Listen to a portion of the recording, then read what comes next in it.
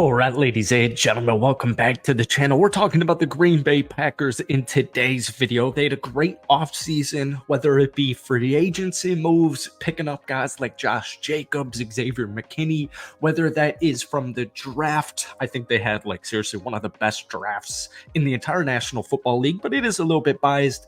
And now you've got OTAs, and we're hearing just great things. It is, take it with a grain of salt. It is just OTAs. But apparently these guys look great. Apparently Jordan Love looks great. And Matt LaFleur said that this offseason's attendance has been better than in any of his prior 5 years here, setting that tone with Jordan Love, who's showing up even without a new deal. Here's a quote from Matt LaFleur: "To have him here, you can't put a value on that." So just the love and the respect and just the genuine enjoyment that this Green Bay Packers roster has with each other, I think is something that you just don't see all the time across not only the NFL, but just sports leagues in general.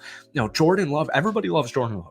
All the Packers coaches, all the Packers players, they love Jordan Love, and they just actually enjoy being around each other day in and day out. And I think those types of things can really be the difference maker when we're talking about legitimate Super Bowl contenders and just great football teams in the history of the game. So welcome back to the channel. We're talking about a couple of different things with the Green Bay Packers in today's video, as OTAs have begun just a few days ago earlier this week.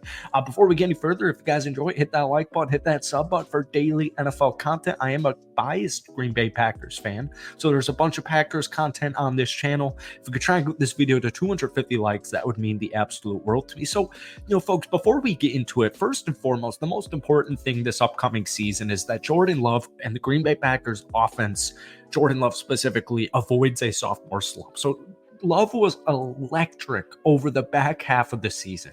He was second in passing touchdowns with 21. He was second in passing yards with 26, over 2,600. And in fact, he finished the year with 4,159 passing yards, 32 touchdowns, 11 interceptions, and a passer rating of 96.1. But most and more importantly, he put the Green Bay Packers, after starting the season 3-6, into the playoffs, winning some huge games down the stretch. Thanksgiving against the Lions, following it up Sunday Night Football against the defending, soon-to-be back-to-back Super Bowl champions Kansas City Chiefs. He got him into the postseason, and he recorded his first ever playoff win, much like a lot of the young players on the Green Bay Packers, with the youngest offense in the league, the youngest team in the league last season. I mean, dude, their average offensive age was like 23 years old. The oldest dude on there, outside of the offensive line, like guys like David Bakhtiari, was Aaron Jones, who's not even 30.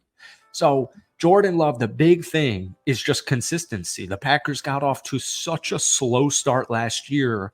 If you can play the majority of this upcoming season like you did in the last half of last year, it's a BLT wrap. Just wrap it up already and throw some ranch on there. So Mayo, oh god, man, it was almost good.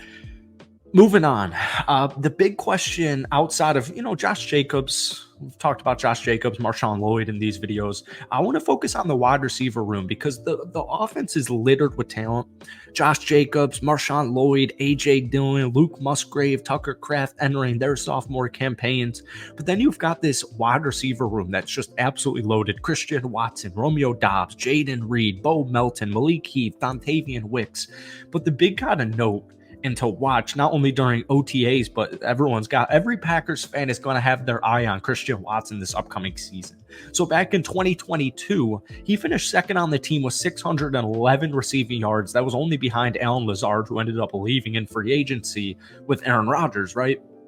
Or just the year, when Aaron Rodgers was no longer part of the Green Bay Packers. In 2023, he had just 422 yards, somewhat of a sophomore slump. But injuries have just, I don't want to say derailed, because I think that just has such a negative connotation, but it really has. It just has messed with his flow. It's messed with his rhythm. It's inconsistency. When you're injured, especially your lower body, you're losing a burst. You're missing a step. And when we're talking about a speedster in Christian Watson, he needs to just simple be healthy for the entire season, because if not, if he can't make the most out of this upcoming season, it wouldn't be shocking if the Packers decide to move on. And a lot of that has to do with how the season goes, et cetera, et cetera. But keep an eye on Christian Watson this upcoming year, because 2025, 2 years from now, will be his final year of his rookie contract. So if Christian Watson can emerge as wide receiver one, it's wraps. Once again, it's a BLT wrap. This time we'll go chicken Caesar. So then you've got the next leg. Jaden Reed, Romeo Doubs, Dontavian Wicks. Collectively, they recorded over 2,000 receiving yards and 20 touchdowns in 2023. And Jaden Reed and Dontavian Wicks were both freaking rookies. Now, Reed's perfect in the slot. Dobbs is the perfect kind of big-time playmaker, right? He had a great postseason. He had a great final stretch when Jordan Love was doing his thing. Great red zone threat. Great guy for tough catches, key plays, key moments. Romeo Doubs is that dude. I wouldn't be surprised if he was the star wide receiver, at least the clear-cut wide receiver one by the end of the season. Now, Dontavian Wicks is super intriguing to me because he's down the list, technically on the depth chart. Open field route guy, highest yards per reception out of the trio there. The dude's a huge playmaker, huge big-time play threat. Dontavian Wicks deeper down on the depth chart, but once again, he had a phenomenal rookie season after being drafted later on in the draft. So let's move on to the defensive side of things. One player I'm really keeping an eye on is Lucas Van Ness, because he had 32 tackles, 8 of those were for a loss, 10 quarterback hits, and 4 sacks. He was the team's first-round pick last season. He was only 21 years old when the Green Bay Packers drafted him. So he got off to a little bit of a slower start, a little bit deeper down on the depth chart. But over the second half of the season, he really came into his own, just like a lot of these players. A lot of these guys, Carl Brooks, another one of these players in the second half, the final stretch of the season, they were just making big-time plays. Lucas Van Ness had 4 sacks in the final 8 games of the season, all 4 of his sacks in the final 8 games of the season.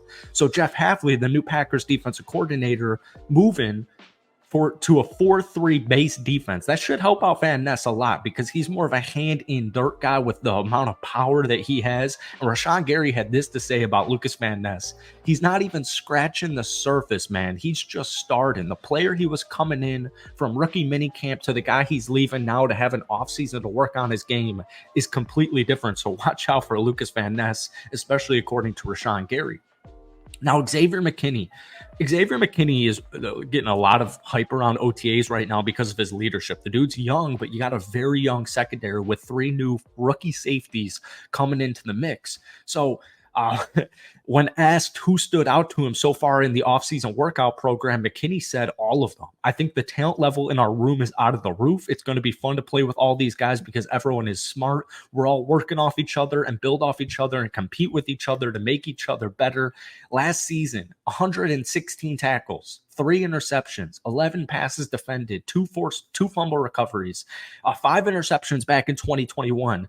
Anybody who was saying this was an overpay is not a Green Bay Packers fan, nor are they probably all that knowledgeable about Xavier McKinney. He said yesterday that he watches practice film as soon as practice ends so he can relay what he sees to other DBs and they can get ahead of post-practice meetings. I think it's big. You got to be your biggest critic first and foremost. That's how I approach it. So I'm loving everything that's coming out of Xavier McKinney's mouth right now. I'm loving watching him on the field, and I can't wait to have this new safety join the Green Bay Packers defense this season. So that's all I got time for in today's video. Thank you guys for watching. Hit that like button, hit that sub button. But let me know which Green Bay Packers player, Lucas Van Ness, Xavier McKinney, Christian Watson, any of the receivers, who are you most excited about this upcoming season for the Green Bay Packers? Peace.